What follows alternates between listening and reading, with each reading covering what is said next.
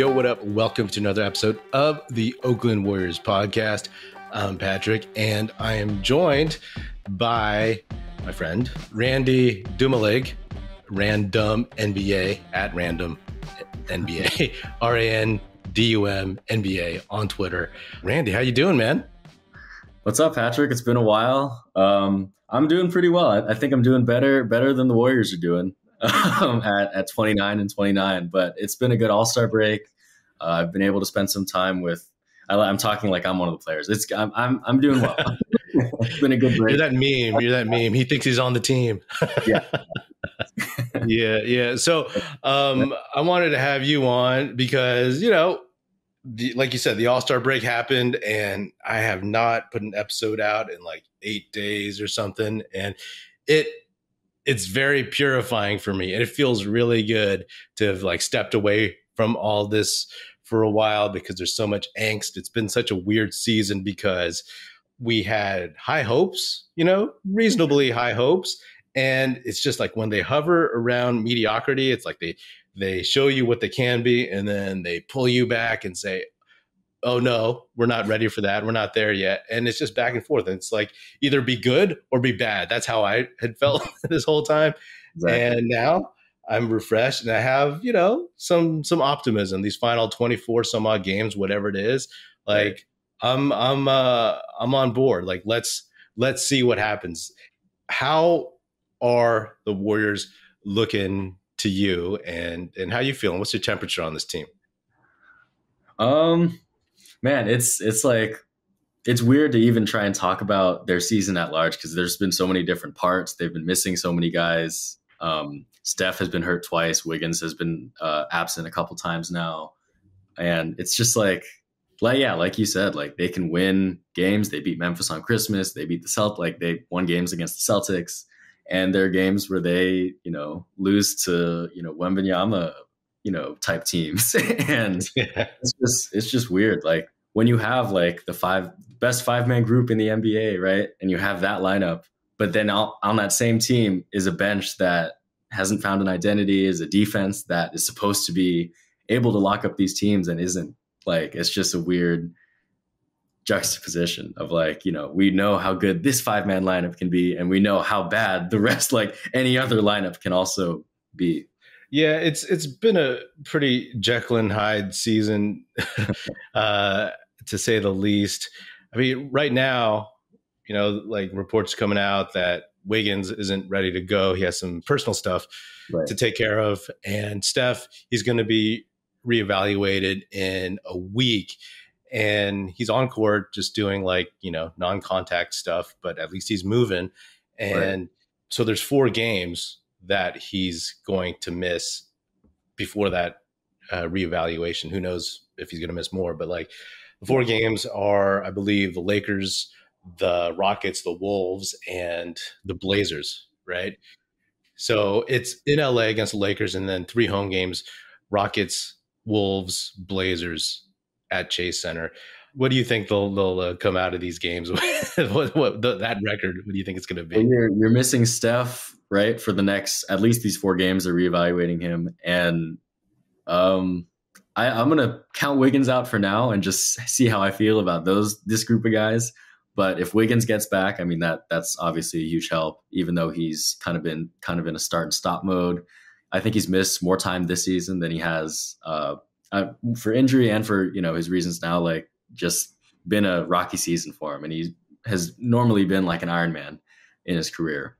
But for these next 4 games, I mean, I would, as a fan, I guess I would be happy with like 3-1. 3-1 would be really cool for me. 4 is improbable, but I think it could happen.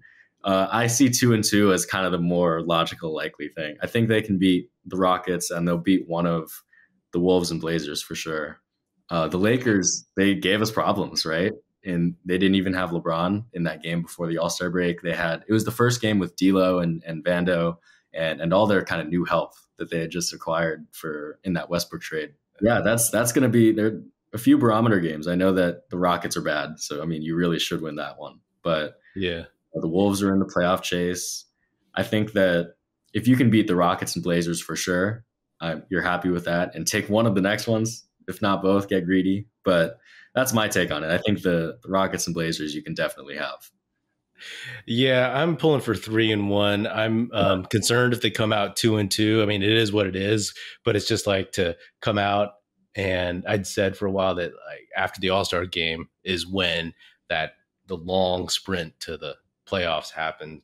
And, you know, if like after 4 games, they're still 500, it's going to start, wearing on people. I mean, do you think this team has enough? It's hard, right? It's hard because if someone predicts that this team is going to like fall completely short of expectations, or if they're going to like make this crazy run, like I can see either on the table, largely because we know that if they get into a 7-game series with a team, that they're top 6, they have that experience.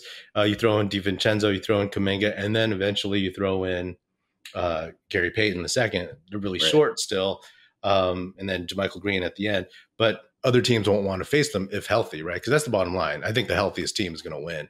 But where do you feel this team is going to land?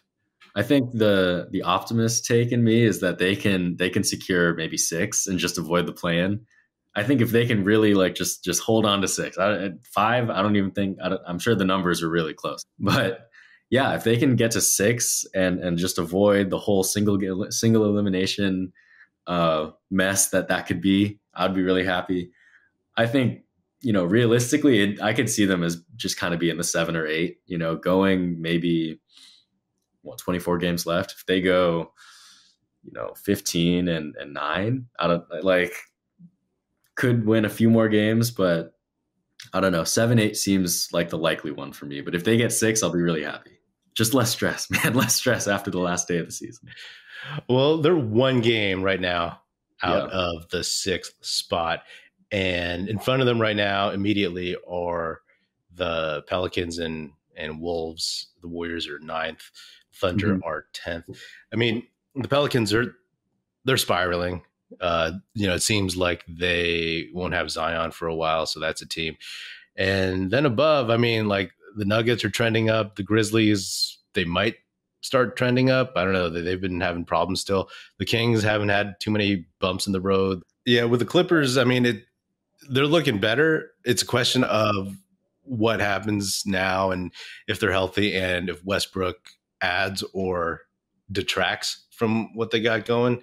And then Phoenix, Mavericks, etc. So they'd have to get past. I mean, it's funny, right? Like what we've seen from this team, it's like, oh, maybe not, but like we know what they can do. We know what they can be. And I think that's what is the frustrating thing throughout the season and where we stand right now. So it's tough to say. What are the teams in the West that really, really worry you that like, okay, this team, I don't think they can get past, or do you think they can just run the table? Yeah. I'd have to see the Grizzlies up, 3-3, 3-2 or 3-1 for me to truly fear the Grizzlies. I respect them. I think they're playing great. I know they're kind of wobbly. So not necessarily the Grizzlies. I think the Nuggets could give us a run this year. I mean, they didn't have Murray and Porter last year. They've just flat out improved. Like they're just a better team this year. They're healthier. The Warriors, on the other hand, have, their bench is not as deep and their health has been worse. So it's just kind of which team is trending in which direction. I would pick probably the Nuggets and Suns from a purely logical point of view. I think the Nuggets and Suns can probably be the 2 teams that either end up coming out. But, like you said, if the Warriors can get into just a 7-game series and everyone's healthy and someone catches fire, like we saw it last year. I mean, I don't think against Denver, the Mavs, the Grizzlies, like I don't think they were massive favorites in any of those. And versus the Celtics, they were huge underdogs. So it's not like they have always, it's not like they've gotten used to being the favorites or used to being this invincible team that they now clearly are not. But, if sometimes if the switch flips. So, I mean, the playoffs, anything can happen. The Nuggets definitely concern me. The Suns, of course, right, with KD coming there. Every other team, I think that they could take care of. Do the Clippers or Lakers worry you? I mean, the Lakers are sitting 5 games under 500 in the 13th spot, 14 games out of first. So do the Clippers or Lakers bother you? The Clippers, I think, always seem like, oh, they're a great matchup for the Warriors, but it's like we've gotten so few games between them where both teams are healthy, where you could actually give it like a fair assessment. Because it's always like you play them and it's like, oh, they're missing Kawhi, or they're missing Paul George, or we're missing Steph, or Clay's not playing a back to back, and it's just kind of these whole.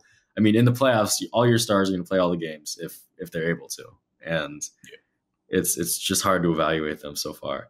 But yeah, I think the Warriors right now are where they belong. Like they haven't been good enough to be a top 6 team, and they've won enough close games and entertaining games to be above, the bottom feeders. So if they can just find something right in those next 24 games. Yeah. Do you have any fear that they'll drop out of the play-in and just miss the whole postseason? Oh man, who would they have to lose more than? Because here's the thing, right? Like the people that are behind them right now, so they're 9th, right? And yeah, OKC is 10th.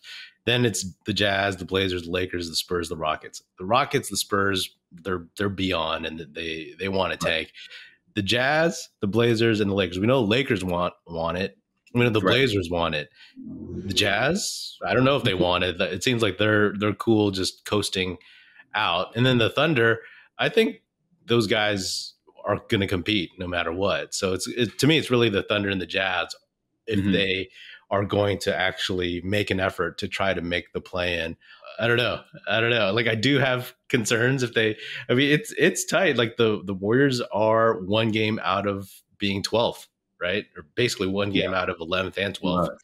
And we're also one game out of 6th. So it's like, yeah, that's so stupid. I've never seen this before. There's so much parity. There's too much. It's like one day we were like, I think the 6th or 7th, like we were in 6th for maybe a couple days, like at one point. And then it's like they're back in 9th, and then they're in 10th or 11th, and then they win a few and they're back in, 7th. Yeah. Back and forth. It's so frustrating because it's like I've done these episodes every game, and it's like, oh, they're turning the corner. Yeah, I probably have like 3 episodes using the phrase "turn the corner," and then all of a sudden they drop a couple and they just look completely lifeless. I mean, it's funny because if they held on at home versus the Nets and versus the Celtics on the road, they would have been like on a 6-game winning streak or something, a 7-game winning streak. But that, of course, did not happen. Me personally, like I do think that they just got to get into the tournament. I've been saying that for the past couple weeks, and I think even if it's the plan, to be honest, I don't want that. But even if it is, like that would be the most absurd thing to see them in the play-in. If they're healthy, I like their chances against a lot of teams. The Nuggets worry me. Potentially the Clippers worry me, and the Suns. I mean, again, that's a health thing too. Booker's coming off an injury. KD is old and coming off an injury, and their bench isn't deep, man. And Chris Paul is. I said at the end of last season that I don't trust him to make a deep run in the playoffs, and I still don't. So like, I think they just got to get in, and it's all fair game. To me, I'm not saying they're going to be favorites. I'm not going to say they're going to run the table yet. I mean, we'll see when March and April roll around and how they're looking. If they're looking like this, then it's like, well, flip a coin. But if they start kind of clicking, if Steph comes back soon, if Gary Payton, instead of 3 months from when the trade deadline becomes he's getting reevaluated 1 month after that. So if he comes back in a month and a half, right, then it's like a couple weeks before the playoffs, you integrate him and see what happens.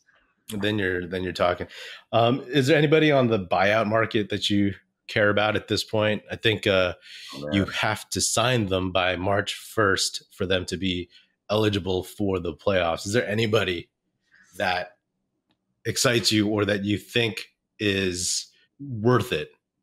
Yeah. I saw that a couple of days ago they missed out on Pat Bev, which was weird because like you just traded for Gary Payton, you have DiVincenzo, Poole. I mean, I don't know why you'd even consider another guard, but I think they're honestly more likely to convert Lamb or Jerome to one of those two-way spots into a regular contract. If they were going to add someone, I'd love for them to add like not even like a true big, just like a taller guy like Nerlens Noel. at center. Like I don't think he needs to get heavy playoff minutes, but if he can come in and grab 5-6 boards like in the second quarter of one game, like that's important. That's less work on three. Like probably not. I think that they honestly will. That's an interesting question too between Anthony Lamb and Ty Jerome, which one they might convert. But I think one of those guys is more likely than a buyout person. Yeah, I agree. When people were clamoring for Pat Bev, I was like, man, have you seen him play? And then also he's 6'1". Do you want to get shorter? And then when everybody's healthy, it's like, all right, you have a bunch of dudes 6'3" and under. It's a really good intramural team. But I agree. Like I just don't think at this point that there's anybody that's good. They're going to get. Nerlens Noel was somebody that I kind of circled too, just because I was like, maybe just having that athletic guy still, I guess, in his prime ages. Right. Yeah. I mean, he can still play. He's still tall. Just be there to face up against the big. But again, I think Kerr is going to go with guys that he likes. I like Jerome better than Lamb for a lot of reasons. But it just feels like they'll go with a big, you know what I mean? Or a guy at least who could play bigger. I think Lamb is like 6'6" and Jerome is 6'5", but obviously one plays much bigger, and I think he'll end up being the guy that they put in that spot. What was your take on the Wiseman trade?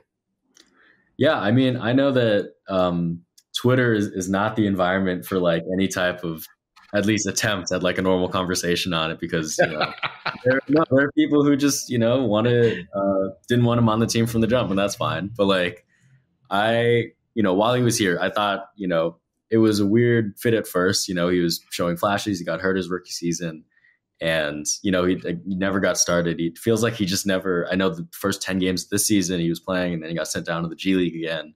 Like I guess it just doesn't line up, man. I mean, I hope he succeeds as a Piston. I hope that he becomes a player that reaches his potential and doesn't have so much kind of bad luck, right, that he's had in the past couple of years.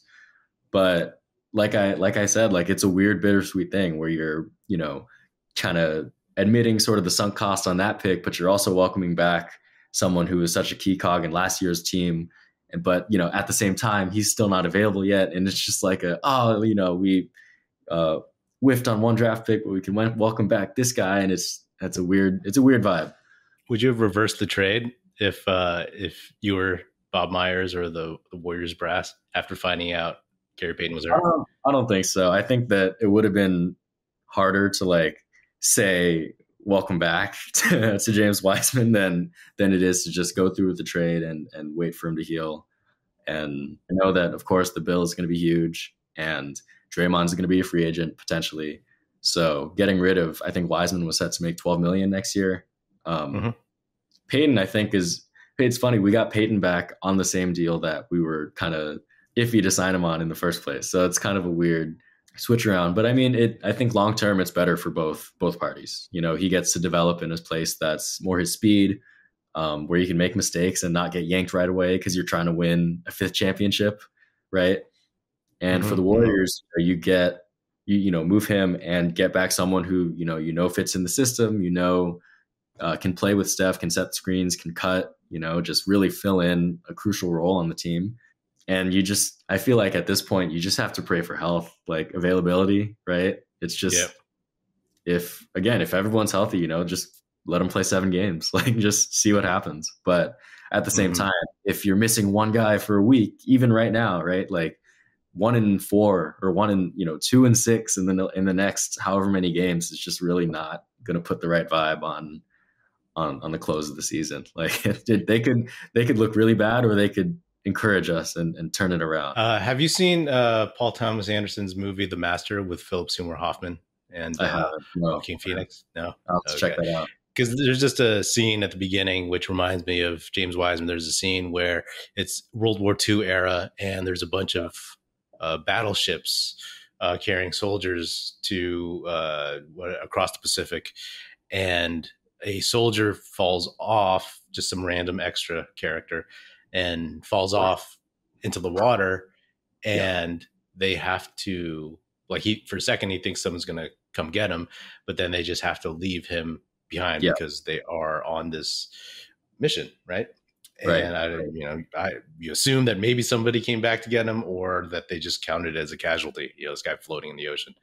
That reminded me of James Wiseman in the sense that there's this train moving forward, several ships towards his destination. And once you fall off, it's really hard to get back on. And I think that was always the shame for me. I was all for drafting him or Tyrese Halliburton or Patrick Williams. Those are my two other guys that I wanted. You weren't a LaMelo Ball fan? I just didn't think that they would take him. There was a part of me that was like, you know what? He would be the perfect guard for this team as, Steph and Clay age out, because he could run the offense while Steph and Clay could run off ball all day long. Right. But, obviously that didn't happen. And this is before the Achilles tear. So it kind of changed the calculus in my mind. But, there is a part of me that's like, and I think I said this a couple episodes ago, it's been a while, but I do think that at a certain point, Steph flexed and it was like, basically, I want Draymond. I don't want James Wiseman. It's for this season, but it's also like, him making it easier to sign Draymond in the future, not so much about this season. And to me, that's a shame. It's a shame because I thought the kid could be decent. I've talked about it a bunch. I won't go too deep into it, but I'll pull for the kid. And it makes me think. I tossed this idea out a week and a half ago that, do you think that Steph is going to flex more the way LeBron has throughout his career and be like, F them kids, and I want Clay, I want Peyton, I want Draymond next season, and you have to move. I mean, I expect to see a lot of movement in the offseason. I'll be really upset if they move Kuminga, but I think that they can hold on to him and that they would. But, when it comes to Moody, PBJ, any of the other guys, I like PBJ. If they keep Kuminga and PBJ, I'll be all right. You know what I mean? As long as they get some guys in their like late 20s to fill in those spots and some decent trades. Do you think that they're just going to punt on the 2 timeline thing, or how do you see this playing out? Again, it depends a lot on how the season ends. Like if they come short in the play-in round or something and they lose, then is that going to be blow it up? Or if they come close, or have that slim margin where they can get to the finals and actually win, that creates a whole nother set of ripples in the ocean. I'll guess. I'll give 2 answers. I guess in the more likely outcome where they don't win a title this year, right, and repeat and get that 5th ring. I mean, I think you have to keep Kuminga, but Moody probably maybe gets moved for someone with more experience. I think that you probably lose a guy like DiVincenzo, even though he's played well. Like you have Peyton now, and you have Poole still on his contract that's set to kick in. You extended Wiggins too. Like I just don't know how much room there is for him. I like him a lot. I mean, he's been making a bunch of his shots, and he's just a cool, fun player to watch on the Warriors in the Warriors system.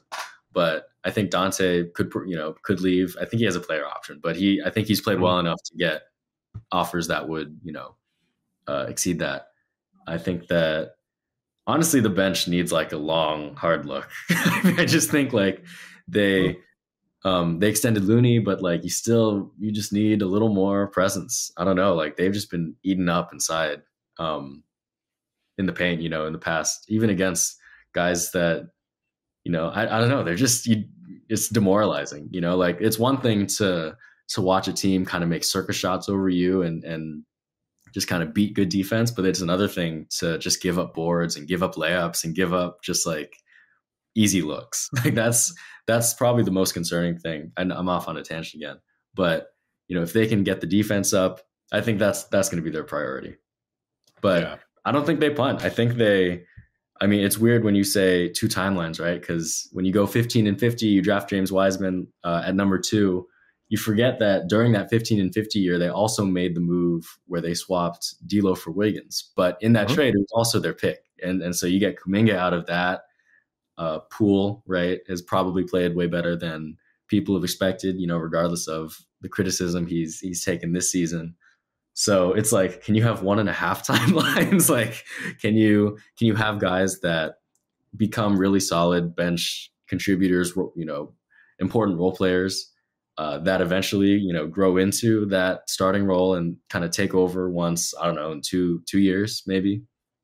Or Yeah. you just go all in and get a bunch of other experienced guys that you think will fit? Yeah, I think, as much of that, like PBJ, it's one of those things where maybe they could have traded their picks in the off season instead of actually using them, and tried to get a vet or something. But it's funny, right? You trade Wiseman, all of a sudden it's like, oh, they punted on the 2 timeline thing, and I don't think that's true at all. And that's not exactly what I'm saying. I'm like, are they going to punt in the off season? And I don't know. Again, it depends on how it plays out. And I hope they don't, because here's the thing, right? Like, me, I've talked about like how long I've been a fan, and I wax poetic about like nostalgia, but I want the team to be good, for a long time. You know what I mean? At least like competitive. They may not be carrying 3-4 Hall of Famers at a time, but I don't want them to fall into the tank. I think there's, and this isn't necessarily criticism, this is just an observation. I think there's a lot of people out there who cool with like, let's just go for it now. And if the Warriors stink for a while, I'm not really going to pay attention anyway. And I'm like, no, I don't want that. That's the wrong attitude. But I do think that they're going to see more clearly that it's about using these final couple years that these 3 guys can be together, and seeing what they can squeeze out of it. Let me ask you this, just one more question on the Wiseman thing. Yeah. It's like, if because I've seen this on Twitter, and as you said, Twitter isn't real life, and it's like a weird place. I've seen people who were super anti-Wiseman, that like really vehemently, they treat him like he's a Donald Foyle on offense and Patrick O'Brien all around. You know what I mean? It's like, it's really, really weird. And those are the kind of people that I just tune out, because it's like, it's just kind of irrational.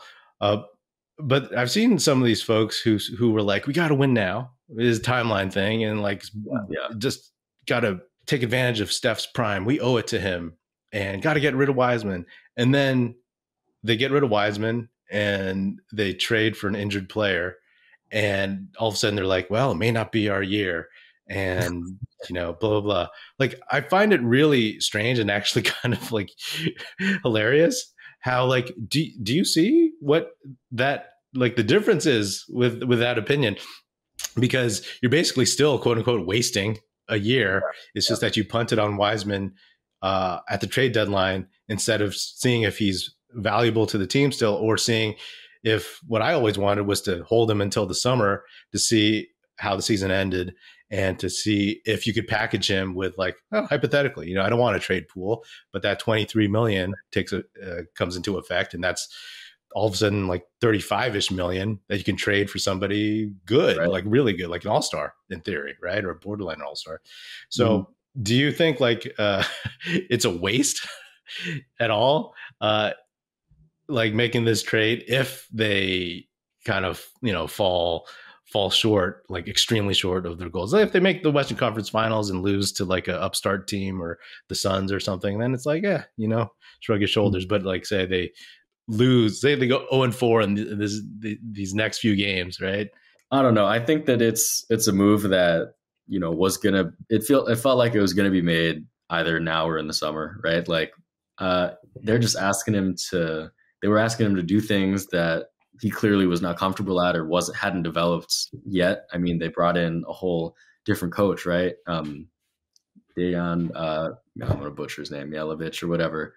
Sure. I know that they hired him to work with Wiseman, and like they made this whole big deal out of like him being Jokic's old trainer and all that. And I don't know. I think that he probably just was a lot of pressure. I don't want to like say he completely, deserves no blame or actually looked really, really good. And there were points where he struggled. He obviously was, gonna be up or down, as a young player. And on a team like the Warriors, I don't know if you can afford that as much as you can any of the other 29 teams, or a team especially like the Pistons. So again, I think it's the right move for both sides.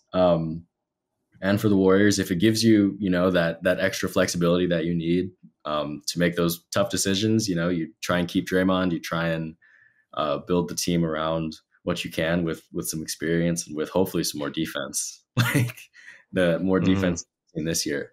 Yeah, it's like it's bittersweet. I mean, I wanted to see him succeed. I think he'll still potentially be pretty good, if he can put another year or two in, and just, I don't know, the Pistons are on his timeline. It makes so much more sense for him to be on a team like that. What result on the season do you think would be a disappointment at this point? Not going back to the beginning of the season when we first hopped on, had our predictions. I think they can win at least a first round series. I think they can beat, maybe a Clippers team, or even, the Grizzlies would be fun. I'd love to go 7 games and see them with Steven Adams and us with, the healthy lineup. Yeah, that's probably the bar for like absolute failure or not. Is like, can you at least make the first round and win a series? Like if they lose in the play-in, like whack, like bad season, just didn't go. If they lose in the first round, also whack. But like the semis, I think is still just so close that you just want to make it anyway. But I don't know. The West is different this year. I mean, you basically add KD and Kyrie to 2 different teams. You get the Nuggets add 2 guys back. The Clippers get Westbrook, which is like, I don't know if that adds, subtracts, or just changes things. I'm not sure, but it's just something you now have to consider. But I don't know. It's probably the most crowded it's been. I don't know actually if it's been more crowded in my time, like watching basketball a lot. I'm maybe as like as a kid or whatever, I wasn't paying as much attention, but like watching every game and just checking the standings kind of throughout the season, this year in particular has been just, off the charts.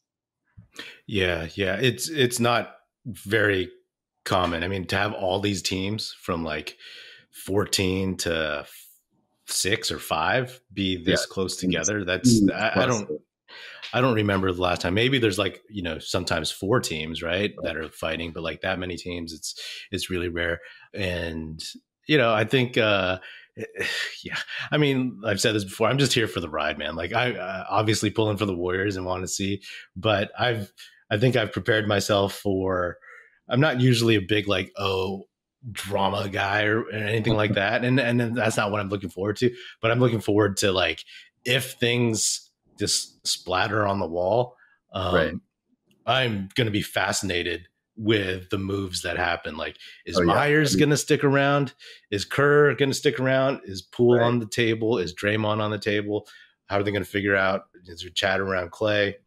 Is Wiggins, all this stuff, like, or the young guys, are they going to, like, the only sure things are probably Steph and Looney, because he's so cheap that they're just going to keep. No one wanted him before, so like his value is massive on his contract. You can't trade Looney. I don't care if they win the chip or not. Just keep Looney next year. Just keep. Steph's contract runs through like 25, I think 24, 25 that year. Yeah, like, to me, it's just until that contract has run its course, like you got to try and win, like you got to at least give it a shot, and we'll see. So they could make some weird moves and see how the rest of Steph's extension plays. Yeah, it's funny that like things were feeling decent on kind of having the older guys and the younger guys, and then all of a sudden it's like, I'll crumple that up and potentially just turn into a LeBron James type team, where it's like scorched earth. You know what I mean? Give me what I want. Yeah. You owe it to me. And then, pick up the pieces and find a Patrick O'Brien in the future or something. Let me ask you one more thing, because I've talked about how in the 2021 draft, in that 14th spot, I was a big Trey Murphy guy. And there were other guys that I'd hoped for, and so I'll fully admit, like, hey, if Davion Mitchell fell there, I would have wanted him. If I was looking at Chris Duarte, but Trey Murphy was the guy that I really, really liked because he's one of those dudes who had the growth spurt, right? A point guard who had a Right. growth spurt. And those, Yeah. as long as they can play basketball and if they make the NBA, those guys always turn out to be pretty good. And we've seen them be pretty good. Right. And then there's the Wagner thing. So this is just some random question. Would you rather have Sure. Kuminga and Trey Murphy or Wagner and Moses Moody? Dang, that's interesting. I think that just as two players, the Wagner and Moody give you probably a little more shooting. You know, maybe I think Wagner's really good. I like Wagner a lot. I've seen some of his. I think he's better than his draft position for sure. But I've also gotten really into Kuminga's game and how he's grown on defense and really forced himself into a role this year in a system where, I mean, Kerr doesn't really play a lot of young players, you know, I mean, when you're trying to win, but you know, when he's your best kind of point of attack, just kind of lockdown guy, and you put him on, you know, say they play the Mavs. I mean, you need someone for Kyrie and Luka now. And so you have Kuminga, Draymond, now Wiggins, like he definitely has to be important. But I would probably go with Kuminga and Trey Murphy. I think Trey Murphy is a really great get for New Orleans. New Orleans, right? Yeah. Yep. Yeah, I would too. Yeah. I think like when I first thought of this a couple months ago, it was a bit of a toss-up, but with the strides that Kuminga's made and also the strides Trey Murphy's made and also the reverse strides that Moses Moody's made.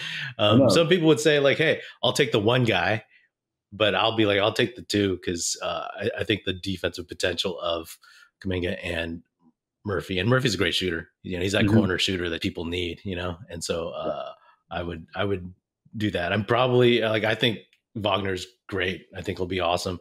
He is awesome right now, but I would just take the two at this point. I'm sure it feels super weird to be Moody right now. Like at, you know, in a trade deadline where your franchise, you know, clearly is prioritizing experience over younger players. And, you know, you see another lotto pick get shipped out. I mean, you know that this summer, like something is brewing, you know, you're not necessarily in like a stable work environment, but right.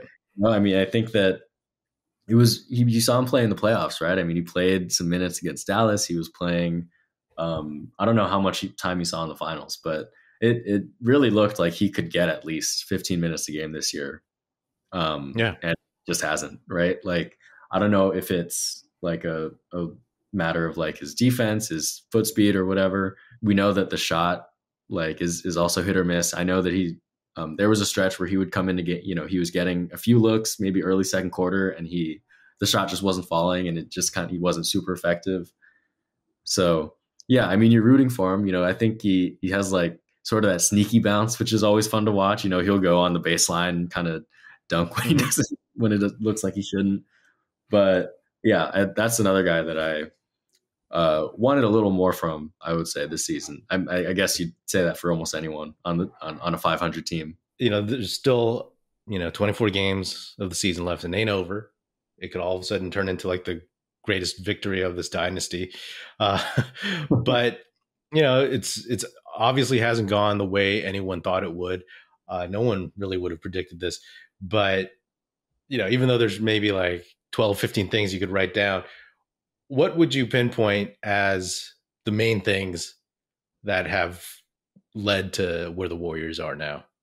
I guess injuries is the first thing that comes to mind. I know that specifically when Steph got hurt, I think against the Pacers, and when Wiggins missed like 10, 15 games, that was just a really big hit to the defense. I know that preseason, everyone wanted to get on the Draymond Poole incident, or everyone wanted to, you know, after those first 10 games, blame it on Wiseman when even, you know, Clay or Poole or some of the more established guys just weren't closing in the clutch. Yeah, I mean, it's weird because, again, like best 5-man lineup in the NBA, but at the same time, we've seen the rest of the team look bad, and even that 5-man lineup, like not close games the way that they have in the playoffs in the past. And so even if you get to the playoffs healthy, like it's definitely, it's probably the least sure. I mean, even in a team identity, like taking matchup or opponent, like any opponent talk out of it. Like just as a team, like what exactly are you? Like, I don't know. I think this is the furthest we've been in a season in a while that I, you still don't quite know what you're getting on a night to night basis. So yeah, we'll see, man. Yeah. But, I won't focus on that. I'll focus on the optimism, at least until they go 0-4 in this next stretch. No, just kidding. Cool, man. Nah, Randy, appreciate you coming back on. Definitely want to have you on again at some point in this Star-Crossed season. But yeah, y'all can find Randy on Twitter at RandumNBA, RANDUM NBA. Definitely give him a follow. He's funny. Like he's not one of these angry people on Twitter. He's funny. So witty stuff. So definitely check him out, man. Any final thoughts? I'm good, man. Go Dubs. I hope that they can be more available, right? Just want to see the team at its highest. I hope, I hope that they peak at the right time. All right. Thanks, Randy. Yeah. Appreciate you, Patrick.